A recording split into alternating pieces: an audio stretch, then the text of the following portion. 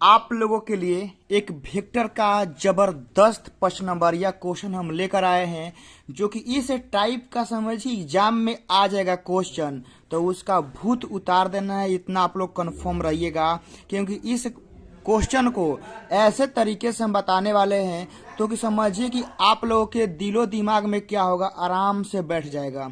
क्या है, आप लोग देखिए कि दो सदिश यानी एक यहाँ पर सदिश दिया हुआ है, एक आपको यहाँ पर सदिश दिया गया है, और इनके बीच का जो कोण है ना, वह आप लोगों को साइन में क्या करना है, साइन में निकालना है। तो साइन देखिए, साइन ई कहने का मतलब है ना कि इसको आप लोगों को देखिए कि साइन थीटा भी बोल सकता है, उसमें आप लोगों को घबराना नहीं है, साइन थीटा भी आप लोगों को बोल सकता है। तो सबसे पहले हम लोग क्या करते हैं ना कि इसको मान लेते हैं, ठीक है ना। दोनों सदिश को हम लोग क्या करते हैं, यहाँ पर मान लेते हैं। यहाँ हम लोग मान लेते हैं, माना वेक्टर ए बराबर, ठीक है ना, वेक्टर ए बराबर मान लेते हैं कि हमारा 3i कैप प्लस का हमारा जे कैप और प्लस का हमारा क्या है 2k कैप है। वेक्टर ए बराबर हम लोग इतना मान लेते हैं। उसके बाद हम लोग क्या करते हैं कि हम लोग वेक्टर बी बराबर भी मान लेते हैं इसको, ठीक है ना। जो सेकंड वाला है उसको हम लोग वेक्टर बी बराबर हम लोग मान लेते हैं। तो 2i माइनस का 2j कैप प्लस का 4k कैप, इसको हम लोग इतना क्या करेंगे, हम लोग मान लेंगे। उसके बाद हम लोग क्या बोला है कि साइन ज्ञात करें, ठीक है ना। क्या मतलब, साइन का मतलब है साइन थीटा। तो अब देखिए मेरे भाई कि साइन थीटा का जो फॉर्मूला होता है ना, कि आप लोगों को मालूम होना चाहिए कि साइन थीटा का फॉर्मूला क्या होता है। साइन थीटा का जो फॉर्मूला होता है ना, वह हमारा देखिए क्या होता है कि ए क्रॉस बी का मोड, ठीक है ना, ए क्रॉस बी का मोड होता है, और बाटा में हमारा वेक्टर ए का मोड और बाटा में हम लोग का वेक्टर बी का मोड होता है। यह हमारा क्या होता है, फॉर्मूला होता है साइन थीटा में। तो आप लोग यहाँ देखिए कि हमको ए क्रॉस बी का मोड चाहिए, वेक्टर ए का मोड चाहिए, वेक्टर बी का हम लोग को मोड चाहिए, तब हमारा क्या होगा कि हमारा साइन थीटा का मान यहाँ से निकलेगा। तो सबसे पहले क्या करते हैं कि हम लोग ए क्रॉस बी निकालते हैं।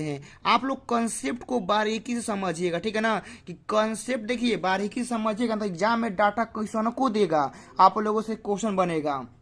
देखिए मेरा काम यह है ना कि मान लीजिए कि आप लोगों से जब दो गो सदिश दिया गया है, साइन निकालने के लिए बोलेगा, तो आप लोग क्वेश्चन को क्वेश्चन देना, तो आप लोगों से निकलना चाहिए। बस मेरा यह मोटिव रहता है, मेरा यह सोच रहता है। ए क्रॉस बी, तो देखिए ए क्रॉस बी कैसे निकलता है कि हम लोग यहाँ क्या करेंगे, सबसे पहले आई कैप लिखते हैं, ओकरा बाद हम लोग जे कैप लिखेंगे, और ओकरा बाद हम लोग क्या करेंगे, के कैप लिखेंगे। बस एक हम जानते हैं बहुत सारे स्टूडेंट क्या करते हैं कि उन लोग को ऑर्डर लिखने नहीं आता है, वो लोग गलती कर देते हैं। आप लोग यहाँ समझिएगा कि जौना के नाम पहले आप लोग रखेंगे, मान लीजिए कि ए क्रॉस बी है, तो सबसे पहले कौन है, सबसे पहले हमारा ए है, तो सबसे पहले ए का कोफिशिएंट लिखेंगे। तो आई का कोफिशिएंट कितना है, यहाँ पर कोफिशिएंट कहने का मतलब है ना गुणांक, जो सबसे पहले रहेगा ना, तो सबसे पहले ओकरे एकरा में भरना है। तो आई का गुणांक कितना है, 3 है, तो एकरा में क्या करेंगे, 3 लिखेंगे। जे का एकरा आगे कितना है, प्लस का 1 है, तो हम यहाँ पर ओनली 1 लिखेंगे। और के का गुणांक कितना है, प्लस का 2 है, तो प्लस का 2 लिखेंगे। ओकरा देखिए ए के बाद क्या है, बी है, तो बी का गुणांक लिखना है। आई का गुणांक कितना है, 2 है, तो 2 लिखेंगे। जे का गुणांक कितना है, जे का गुणांक हमारा माइनस का 2 है, और के का गुणांक यहाँ पर देख लीजिए क्या है, 4 है, तो हम लोग ऐसे लिखेंगे। सबसे पहले आप लोग को लिखने आना चाहिए। लिखने आने के बाद देखिए क्या करेंगे कि सबसे पहले हम लोग आई को जे के लेके क्या करेंगे, हम लोग सॉल्व करेंगे। चलिए, तो आई को लेंगे ना, देखिए कैसे होता है। जब हम लोग आई लेंगे तो आई के सामने वाला, देखिए आप लोग को प्रैक्टिकल दिखाते हैं। जब हम लोग आई लेंगे ना, तो आई के सामने वाला देखिए, यहाँ पर हमारा आई है ना, यहाँ पर हमारा क्या है, आई है। तो आई लेंगे तो आई के सामने वाला ऐसे बंद कर देना है, और एक सामने वाला ऐसे हूँ ई वाला बंद कर देना है, ठीक है ना। क्या करना है, ये दोनों देखिए बंद हो गया ना, क्या हो गया, ये दोनों बंद हो गया। तो ये दोनों हमारा क्या हो गया, बंद हो गया। तो बंद होने के बाद देखिए क्या क्या बच रहा है, ध्यान से आप लोग देखिए। अब एकरा के एकरा में गुना, एकरा से एकरा में गुना, ऐसे करके हम लोगों को निकालना होता है। मतलब जवन भी आप लोग लेंगे ना, तो ओकरा सामने वाला रो आ कॉलम क्या होता है, बंद हो जाता है, ठीक है ना। तो यहाँ से देखिए क्या हो जाएगा, यहाँ से 4 हो जाएगा, एकरा में गुना होता है, एकरा में गुना करेंगे ना तो प्लस का हमारा 4 हो जाएगा। और जे का चिन्ह माइनस होता है, ठीक है ना, इसका चिन्ह प्लस होता है, इसका चिन्ह माइनस होता है, इसका चिन्ह प्लस होता है। आप लोगों को चिन्ह का ज्ञान होना चाहिए। तो यहाँ माइनस का यहाँ जे हो जाएगा, और जब यह लेंगे ना, देखिए जे लेंगे तो एक सामने वाला ई बंद होगा, ई बंद होगा, तो चरतियन कितना हो जाएगा, 12, और यहाँ माइनस का क्या हो जाएगा 4 हो जाएगा। अब प्लस का हम लोग यहाँ क्या करेंगे के कैप लेंगे, तो के कैप लेंगे तो ई वाला बंद हो जाएगा, ई वाला बंद होगा, तो -6 और -2 तो कितना हो जाएगा -6 और -2 तो माइनस का हमारा 8 यहाँ पर हो जाएगा। पूरा हम लोग क्या करेंगे -6 -8 होगा, बहुत बढ़िया। चलिए यहाँ से देखिए 4 4 कितना हो जाएगा, 4 और 4 हमारा 8 आई कैप, 12 में से 4 गया तो 8, तो माइनस का हमारा 8 जे कैप, और यहाँ हमारा क्या हो जाएगा माइनस का हमारा 8 के कैप हो गया। तो यह हमारा देखिए क्या है वेक्टर ए अक्रॉस हमारा क्या है वेक्टर बी है, समझ गए ना। यह हमारा क्या है ए क्रॉस बी है, लेकिन हमको ए क्रॉस बी का क्या चाहिए, हमको ए क्रॉस बी का मोड चाहिए। मोड कहने का मतलब है ना कि परिमाण। परिमाण कैसे निकलता है कि जो आई का गुणांक है ना इसका आप लोग अंडर रूट में स्क्वायर करिए, प्लस जे का गुणांक कितना है -8 है तो हम इसका स्क्वायर कर देंगे, प्लस के का गुणांक कितना है -8 है तो इसका हम लोग क्या करेंगे स्क्वायर कर देंगे। तो चलिए यहाँ करते हैं, तो यहाँ करेंगे तो 8 का स्क्वायर 64, 8 का स्क्वायर 64 प्लस 8 का स्क्वायर कितना हो जाएगा 64, इतना हो जाएगा ना। तो इसको हम लोग क्या ऐसे लिख सकते हैं बताइए, 64 प्लस 64 है तो क्या हम लोग इसको ऐसे लिख सकते हैं 3 गुना 64, बताइए 3 गुना 64 लिख सकते हैं। इसे देखिए आप लोग को यहाँ समझाते हैं कि 2 आ प्लस का 2 आ प्लस का 2 तो 2 2 4 2 6 होगा, तो इसके बढ़िया हम 2 गुना 3 नहीं कर सकते हैं, 2 गुना 3, तो वैसे ही यहाँ पर बात है 64 प्लस 64 है तो 64 लिख दे रहे हैं। और 64 कई बार रिपीट हो रहा है 3 बार, तो 3 से गुना कर दे रहे हैं।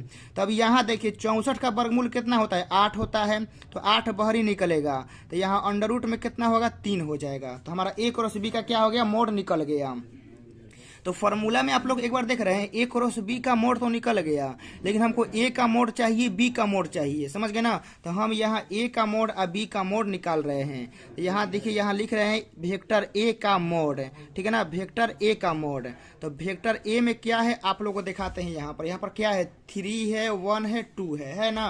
तो हम इसका क्या करेंगे यहाँ पर इसका मोड निकालेंगे। तो यहाँ 3 का स्क्वायर करते हैं, यहाँ 1 का स्क्वायर करेंगे, यहाँ हम लोग 2 का स्क्वायर करेंगे। तो फाइनली देखिए 3 का 9 4 13 है, क्या हो जाएगा अंडर रूट में हमारा 14 हो जाएगा।